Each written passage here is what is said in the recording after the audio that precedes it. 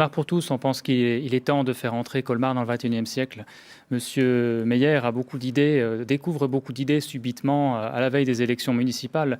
Sauf que nous, ces idées, nous les avons depuis plus de 10 ans. Ça fait depuis 2008, voire plus longtemps encore qu'on les porte. Donc tant mieux si elles passent, tant mieux si elles sont reprises. Ce qui compte pour nous, c'est le projet.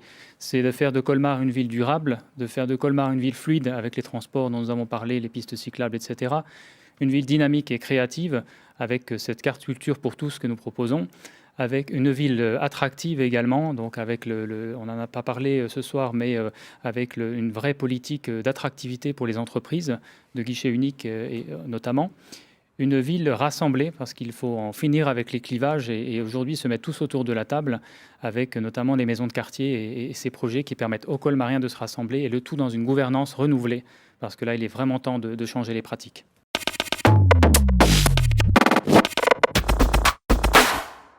Et nous pensons que M. Meyer est un homme de parole, et comme il avait dit que ce serait son dernier mandat, il n'a pas dit qu'il ne se représenterait pas, il a dit que ce serait son dernier mandat.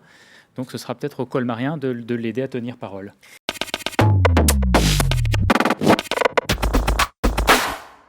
Merci. Oui, pour la rue Fendi, c'est quelque chose que j'avais proposé dans le cadre de la commission du secteur sauvegardé. Donc c'était déjà en 2009. À l'époque, on m'avait dit que ce n'était pas possible. Puis quelques années après, on voit que c'est devenu possible. Donc c'est bien parce que monsieur le maire arrive à rendre des choses possibles qui n'étaient pas possibles, visiblement. Mais à chaque fois, il faut combien d'années perdues avant de rendre ces choses possibles.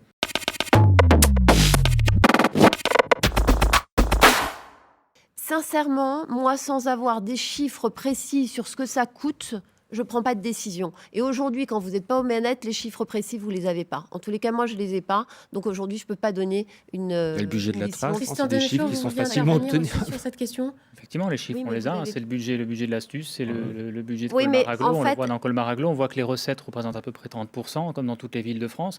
Donc effectivement, on peut très clairement dire, voilà, il y en a pour 2-3 millions par an. Ça n'est pas une somme qui est inatteignable pour un gros budget comme celui de Colmar-Aglo.